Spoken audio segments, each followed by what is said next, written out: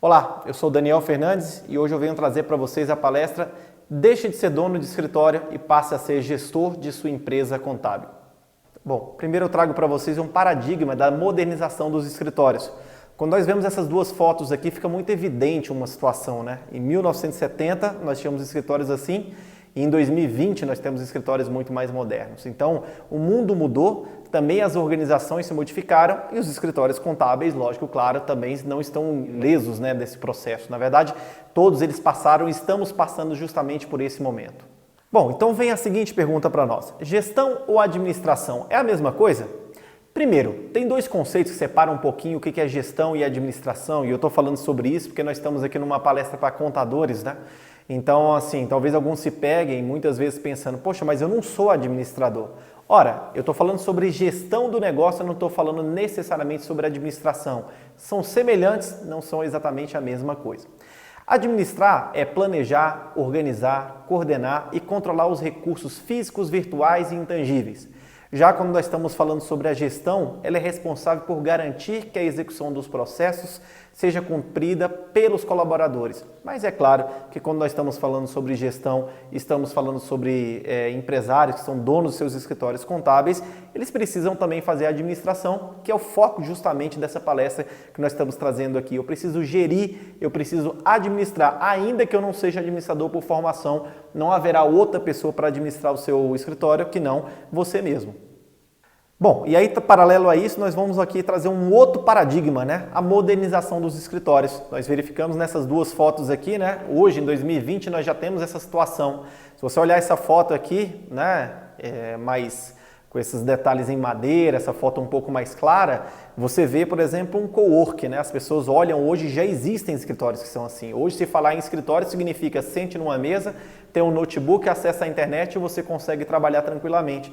E já em 2021 e para frente, lógico, claro, eu não me limitaria apenas ao ano de 2021, escritórios absolutamente conectados, ainda mais agora, né? Particularmente nesse ano 2020 que nós estamos vivendo de pandemia, então vocês estão percebendo isso, pessoas em escritórios, cada um em suas casas, as empresas em seus endereços, nós estamos absolutamente conectados. Então, a modernização dos escritórios fez o seguinte, olha, a tecnologia, a comunicação, a gestão, proximidade, ou seja, eu preciso fazer as coisas de uma forma diferente, não faz sentido eu voltar lá em 1970 e eu ter aqueles escritórios grandes, pesados, extensos, com maquinário extremamente arcaico e você verifica hoje a possibilidade de ter um software, por exemplo, que navega 100% das suas informações em nuvem, né? Nós temos hoje possibilidade de conexão, onde grande parte das pessoas está trabalhando em home office. Em particular, por exemplo, na minha empresa, no início dessa pandemia, 90% das pessoas estão trabalhando em home office.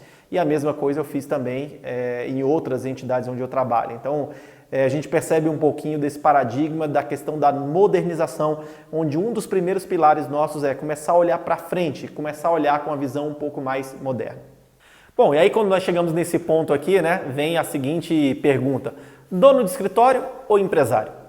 Ora, quando nós colocamos essa figura aqui, nós percebemos, né, o quanto que é a divisão de tempo, né, até quando que nós somos empresários e quando que nós trabalhamos como contadores, né, mais operacionais.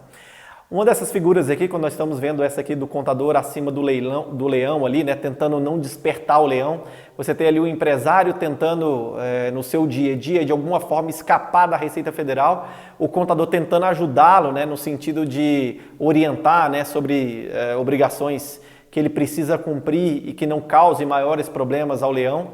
Você tem o leão ali dormindo e o contador, na verdade, fica tentando, de alguma forma ali, sobrevoar e não chamar a atenção da Receita Federal e conseguir salvar o seu cliente. A gente dedica 70%, 80% do nosso tempo fazendo essas atividades.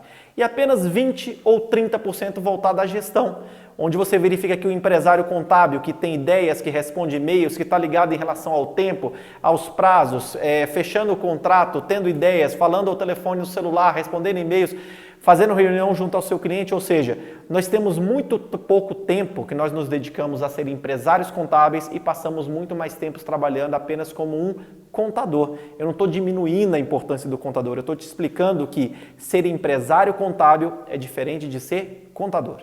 Gestão. Nós temos 8 pilares que, quando nós estamos falando sobre gestão, e eu estou falando aqui puxando muito sobre a ótica contábil de empresas contábeis, que fazem parte não só do nosso processo, não apenas de escritórios contábeis, de qualquer empresa, que são os recursos humanos, os processos, marketing, finanças, tecnologia da informação, inovação, tempo e network. Esses 8 pilares são a sustentação de qualquer negócio bem gerido. E nós vamos entrar em cada um deles e entender como é que funciona ou como nós deveríamos fazer em cada um desses processos.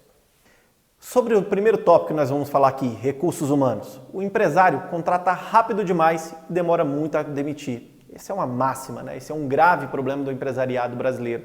Nós, às vezes, contratamos rápido demais as pessoas por uma indicação, por alguém que eu conheço, alguém me disse que era bom, mas eu não faço um processo muito maduro, eu não tenho um cuidado de filtrar quem são aqueles talentos que eu estou captando para a minha equipe. E muitas vezes nós fazemos um trabalho errado ainda maior quando você contrata a pessoa errada e perdura muito tempo com ela, né? Então eu tenho ali e eu vejo que aquela pessoa não dá resultado, que não é comprometida, que talvez não vá alcançar aquilo que eu espero dela, então eu acabo demorando demais a demitir. Às vezes nunca demitem, né? Esse é um problema e eu vejo muitos contadores passando por esse problema.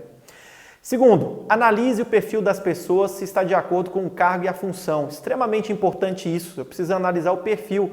Qualificação profissional, preciso entender até mesmo algumas questões voltadas a aspectos de vida socioeconômicas, né? De repente a função que você pretende que aquela pessoa exerça ali requer dela talvez um conhecimento cultural um pouco maior, talvez dependa dela ser uma pessoa mais comunicativa, talvez precise ser uma pessoa mais bem-humorada ou talvez tenha um perfil um pouco mais doutrinário, né? Então nós temos que entender o perfil das pessoas e estar de acordo com o cargo e a função que eu pretendo que essa pessoa desempenhe. Terceiro tópico, contrate pessoas que darão valor ao emprego oferecido, né? Extremamente importante isso. Olha, se você vai contratar uma pessoa, observe se ela vai dar valor ao emprego, né? Às vezes você está contratando alguém, às vezes o que você pode pagar um salário baixo, às vezes muito mais baixo do que ela recebia em um outro emprego. Talvez ela aceite a sua proposta de trabalho, a sua oferta de trabalho, simplesmente por falta de opção. A primeira opção que existir para ela, com salário condizente à sua condição de trabalho, à sua condição curricular, provavelmente essa pessoa vai te deixar. Isso não é positivo para a sua empresa. Então, contrate pessoas que darão valor ao emprego oferecido. Próximo aqui, ofereça vantagem aos colaboradores mais engajados, como por exemplo, comissões, como participação dos resultados, né? Então é importante que você entenda o seguinte, os colaboradores que são mais engajados, né, com o projeto empreendedor, com a sua empresa, eles têm que ter algum tipo de vantagem, eles precisam entender que trabalham na sua empresa e ao crescer a sua empresa com o trabalho deles, eles também ganham com isso. Isso é extremamente importante na área de recursos humanos, saber fazer gestão de recursos humanos, né? Acredite, as pessoas não trabalham apenas por dinheiro. Gente, essa é uma reflexão extremamente importante e muitas vezes nós pensamos nisso, né? Poxa, a pessoa vai ganhar mais, eu ganhava mais em outro emprego.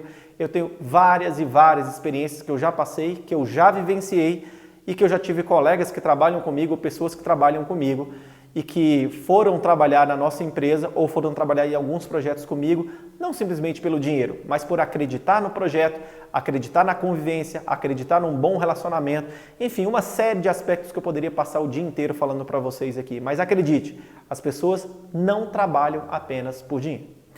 Estabeleça objetivos, prazos e metas a ter se você quiser ter eficiência. Extremamente importante isso. Estabelecer objetivos, prazos e metas que as pessoas precisam ter para que você tenha eficiência. Se você quer que as obrigações tributárias sejam enviadas em prazo, tenha um cronograma. Se você quer que as pessoas executem X atividades em determinados tempos, estabeleça metas. E se você quer um crescimento na sua empresa, defina objetivos e a partir disso coloque prazos e metas. Assim você vai ter um pouco mais de eficiência. Então, extremamente importante a questão de recursos humanos. E eu deixo para vocês, finalizando esse tópico, uma frase do Steve Jobs. Não faz sentido contratar pessoas inteligentes e dizer a elas o que elas devem ou não fazer. Contratamos pessoas inteligentes para que elas nos digam aquilo que nós devemos fazer. E além do Jobs, eu trago também uma palavra do Peter Schutz, grande engenheiro alemão, e ele fala uma frase que eu acho fantástica, extraordinária, eu utilizo muito nas minhas contratações, na minha forma de gestão de RH. Contrate o caráter, treine as habilidades. Não adianta você esperar das pessoas que elas tenham talvez muitas habilidades. Às vezes é mais interessante você ter uma pessoa que tenha um bom caráter, porque as habilidades, né, o conhecimento a gente vai treinando, a gente vai fazendo com que as pessoas melhorem as suas habilidades ao longo do tempo, o seu conhecimento técnico ao longo do tempo. Agora, pode ter certeza absoluta o seguinte, o caráter você não molda mais. Pode ter certeza absoluta disso. Talvez você esteja me perguntando o que esse Porsche, o que esse carro tem a ver com essa história inteira. Nada. Apenas o fato que o Peter Schultz é um engenheiro alemão que trabalhava, né, na empresa e não permitiu que a Porsche tirasse a linha 911 da sua produção. E aí até hoje nós temos lá desde 1970, 1960 os primeiros Porsches 911, nós temos até hoje e eu tenho muita vontade de comprar um desses, então por isso que eu preferi colocar esse carro aí. Bom, vamos falar um pouco sobre processos, né? Crie um cronograma de execução. Elabora procedimentos operacionais, POPs, procedimento interno, como você quiser chamar, tá? Se você chama de POP, se você chama de manual, se você chama de procedimento operacional, o fato é o seguinte, tenha um passo a passo de como as coisas são feitas dentro da sua empresa, cada procedimento. Constantemente revise, né, a forma de executar e aprenda com os erros. Monitore os processos, os prazos, a execução, a distribuição de tarefas por cada colaborador. Seja organizado. Crie arquivos e métodos de controle. E por fim, claro, lógico, né? Melhore a comunicação e o fluxo de informações. Olha, se eu quero ter uma empresa eficiente, eu preciso ter processos muito bem desenhados. Um grave problema que acontece, aí eu pego um pouco da linha de recursos humanos e de processos ao mesmo tempo. Normalmente, o dono de escritório, o empresário contábil, ele tem um funcionário excepcional, o segundo ele acha bom, do terceiro para frente ele não acha tanto. Na verdade, não é que aquela pessoa é tão especial, porque quando o seu escritório era pequeno, ele aprendeu com você exatamente todos os passos. Então, os procedimentos estão na cabeça dele e muitas vezes não estão escritos. Quando você precisa contratar uma pessoa para executar algo, é preciso que ela entenda que exista um procedimento operacional interno. Todas as pessoas na equipe, todas as pessoas na empresa têm que saber fazer da mesma forma. Assim trabalham as franquias, para vocês terem ideia. Se você vê uma pessoa que faz um sorvete no McDonald's, por exemplo, em todos os McDonald's que você for, você vai ver essas pessoas fazendo o milkshake exatamente da mesma forma, o sorvete da mesma forma, porque existe uma receita, existe um procedimento operacional, onde todos que forem executar aquela tarefa têm que saber fazer aquela tarefa exatamente daquela forma. Finanças, vamos falar agora sobre o coração da empresa, né? E quando eu estou falando sobre finanças, existem alguns tópicos que eu coloco para vocês aqui que eles são importantíssimos, fundamentais, né? Primeira coisa, reflexão para empresas contábeis aí, ó. Primeiro tópico que vai tirar muita gente da cadeira aqui um pouco, né, preocupada e vai rever o seu negócio. Eu espero que você faça isso. Primeira coisa, ter clientes é tão importante quanto receber deles. Parece um exagero isso que eu estou dizendo para vocês, mas eu conheço e muitos empresários contábeis, muitos donos de escritório que têm na sua carteira 250, 300, 400, 800, 1000 clientes. De quantos deles que vocês recebem? Metade. Eu tenho 1000 clientes, 600 me pagam, 500 me pagam. Né? Eu tenho 250 clientes, enche a boca, né? Fala, poxa, eu tenho 300 clientes. Quantos pagam? 100, 120 pagam. Ora, o que adianta ter clientes se você não recebe desses clientes, né? Segundo tópico importante sobre finanças, controle as suas finanças. Parece um exagero isso que eu estou dizendo, né? Falar para contador controlar finanças, pô, nós somos profissionais da área também de finanças, né? Nós somos de gestão, então é claro que a gente entende dinheiro, nós lidamos com patrimônio. Gente, eu conheço inúmeros contadores que não fazem nem o controle financeiro do seu escritório. Então, se você quiser começar a entender se a sua empresa vai dar resultado, se a sua empresa dá resultado e você melhorar os seus índices, comece a controlar as suas finanças. Comece a fazer uma DRE, coisa simples, né? Verifique se sua empresa dá lucro, quanto de lucro traz, qual o balanço patrimonial da sua empresa. Comece a entender, faça um fluxo de caixa da sua empresa, né? Às vezes a empresa dá lucro.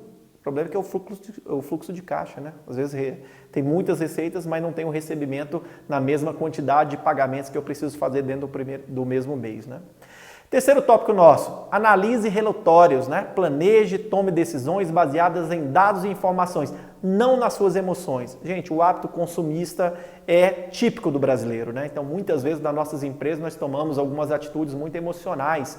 Muitas vezes nós gastamos muito mais do que deveria, muitas vezes compramos mais do que deveríamos, muitas vezes contratamos mais do que deveríamos, porque isso, de certa forma, para algumas pessoas traz uma certa satisfação, né?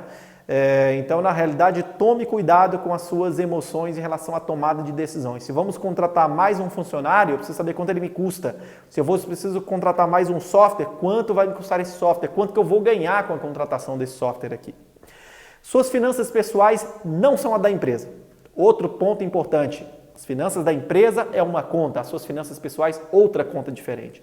Muitos e muitos empresários, vocês devem ter clientes assim, e muitos donos de escritório também têm a conta da empresa, a conta do escritório e a sua conta pessoal. Ora, escritório não paga mensalidade de filho, escritório não vai para o shopping, escritório não viaja. Então a empresa tem que ter as suas próprias finanças e o empresário tem que ter a sua conta pessoal e não deve misturar jamais finanças corporativas com finanças pessoais. Você só pode receber o quanto a sua empresa pode lhe pagar, não o quanto você quer receber. Essa é outra lição dura, né? Quem é que diz para o empresário não?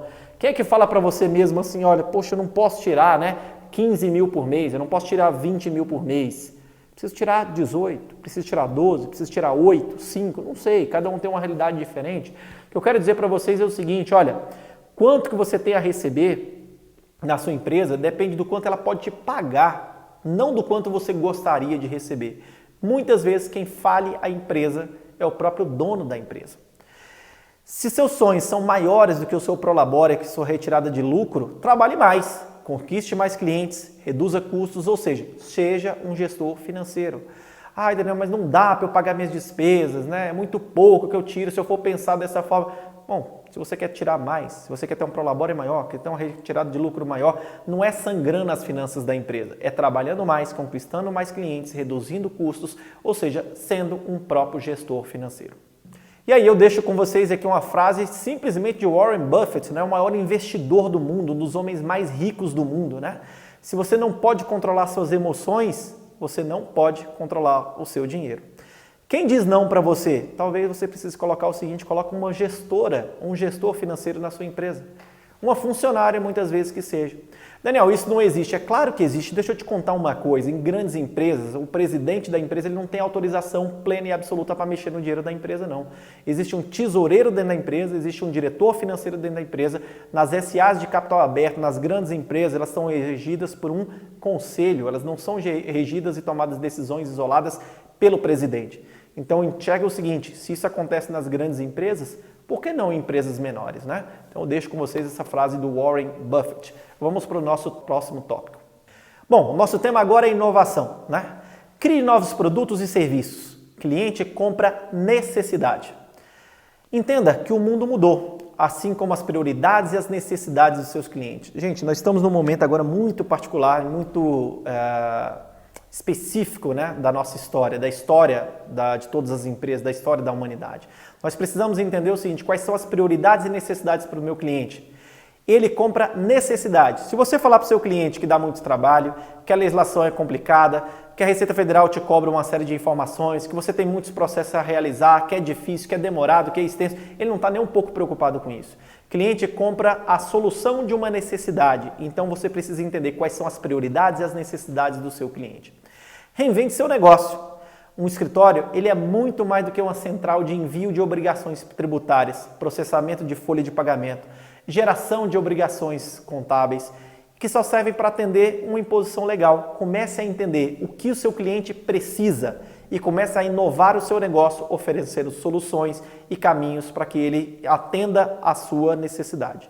Desta forma, sim, nós estamos começando a inovar as nossas empresas. Sobre o nosso tópico de inovação, eu deixo uma frase do nosso grande professor Gil Giardelli, que eu sou fã número 1.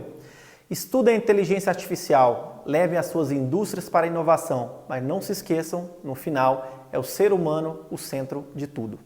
Bom, sobre tecnologia, tenha um bom parque tecnológico.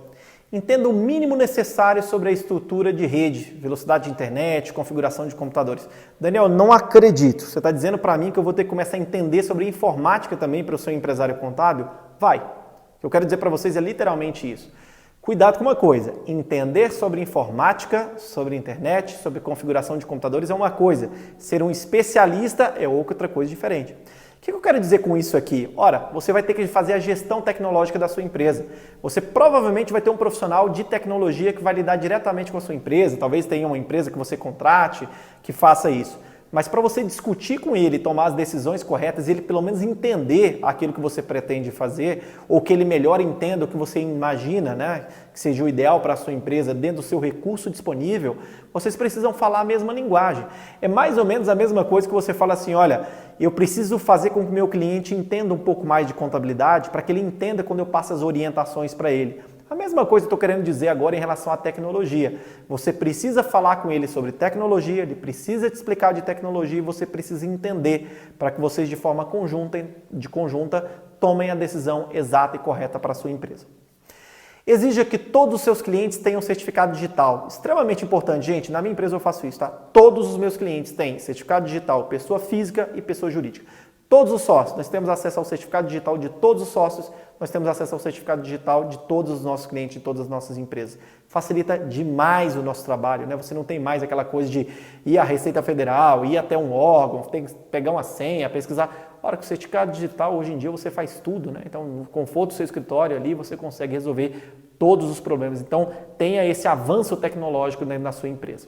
E claro, nosso último tópico aqui, tem um bom profissional de TI na sua empresa, ou contrate uma empresa que dê suporte constante, tá? Não suporte pontual, mas um suporte constante na sua empresa.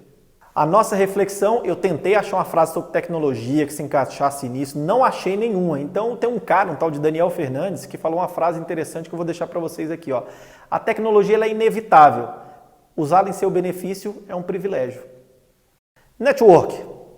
Esteja sempre presente, se relacione com os colegas, com os fornecedores e principalmente com os clientes. Estreite o relacionamento e crie parcerias. Ora, quando nós estamos falando sobre network, pessoal, é extremamente importante que eu entenda o que é esse conceito de network, mas que eu aplique na minha vida. Network eu faço com colegas de profissão, network eu faço com fornecedores, né? Eu faço com os meus clientes, eu faço com colegas. Ora, network eu estou envolvido no meio em que pessoas possam ter necessidade do meu serviço, ou que eu possa ter necessidade do serviço delas, ou que elas possam me indicar clientes, ou que eu possa indicar clientes para elas, onde eu consiga fazer parcerias. Isso é um network. Então é extremamente importante, um empresário, e ainda mais um empresário contábil, precisa fazer network. Daniel, não sei como é que eu faço network, não existe isso, é claro que existe. Ora, quando nós estamos falando de fornecedores, poxa, mas eu não compro e não vendo nada. Não, tudo bem, você não compra e vende. Mas você não tem lá softwares, né, que você utiliza, né? Softwares aí que nós conhecemos bastante, aí, os mais conhecidos aí, Alterdata, OMI, Sempre, Nibo, nossa, vários e vários fornecedores que nós temos aí, né? Então, ou seja, eu preciso ter network com meus fornecedores. Eu preciso ter colegas com quem eu me relaciono, quantos e quantos grupos de WhatsApp a gente não tem hoje para tirar dúvidas, para perguntar, para pedir uma indicação. Então, ou seja, esse network ele é fundamental, né? E principalmente com os nossos clientes. Eu tenho que ter network com o meu cliente. Se eu faço network, se eu tenho network com os meus clientes, eu indico a ele a outras pessoas e principalmente o que todos nós queremos, ele me indica para outros colegas empresários. Então, network fundamental. Participe de eventos, cursos e palestras. Além de relacionamento, você também adquire conhecimento. Opa, falei de network, como é que eu vou fazer network se eu fico o tempo inteiro dentro do meu escritório? E eu vou de casa para o escritório, de casa para o escritório, de casa para o escritório, do escritório para casa. Ora, peraí, eu preciso participar de cursos, eu tenho que estar em palestras, eu tenho que estar em eventos, eu tenho que fazer relacionamento com essas pessoas. Além de adquirir conhecimento, eu construo uma rede, né? Ou seja, eu construo o meu network. Exponha ideias, compartilhe conhecimentos, faça a sua presença ser relevante. Ora, se eu vou num curso, se eu vou num evento, se eu estou na internet, eu tenho que me posicionar. Eu, pelo menos particularmente, faço muito dessa forma, não tenho medo daquilo que eu exponho. E eu tenho que entender que muitas vezes tem pessoas que vão concordar comigo e muitas pessoas não vão concordar comigo. Mostre interesse real e verdadeiro pelos outros. Isso é extremamente importante, pessoal. Falsidade não cabe no mundo do network. Entenda que você, ao querer ter um network, eu preciso me relacionar com pessoas. As mais importantes, as menos importantes, as pessoas que têm melhor condição, as pessoas que têm menos condição. É importante que você entenda o seguinte, é preciso eu demonstrar interesse real pelas pessoas, né? Interesse verdadeiro, né? Eu construo amizades, eu construo laços, eu construo pontes verdadeiramente, não porque somente aquela pessoa ali me interessa. Seja alguém interessante, leia, viaje, mantenha-se atualizado, bem relacionado e bem informado. Ora, se eu quero ser o centro de um network, se eu quero ser uma referência no meu network, eu preciso, né, ter conteúdo relevante. E ter conteúdo relevante muitas vezes depende disso, né? De ler bastante, de viajar bastante, de se manter atualizado, bem relacionado, bem informado, né? Então seja uma referência no seu network. Sobre network, eu deixo para vocês aqui a frase do Ivan Misner, que ele fala o seguinte: a única coisa mais importante que o tamanho do seu network é a qualidade do seu network. Eu deixo para vocês aqui uma frase final de alguém que eu sou fã número 1, que eu sempre me espelhei demais, que me ensinou tudo sobre determinação, garra e superação. E ele falava o seguinte: quero melhorar ainda mais, sinto necessidade de fazer melhor, sempre melhor. Quando eu acho que cheguei ao ponto máximo, descubro que é possível superá-lo. Palavras do nosso ilustre Ayrton Senna. Bom, obrigado, gente, pela atenção de todos vocês. Foi um prazer falar um pouquinho sobre gestão aqui com vocês, falar um pouco sobre a diferença entre ser dono de escritório e ser empresário contábil. Eu espero que vocês se tornem empresários contábeis e não simplesmente sejam donos de escritório. Eu deixo aqui os meus contatos, quem quiser me seguir no Instagram, fdaniel10, F de Fernandes, né? Daniel Fernandes, então fdaniel10. Então todos os meus contatos aqui, fico totalmente à disposição de cada um de vocês. Um forte abraço.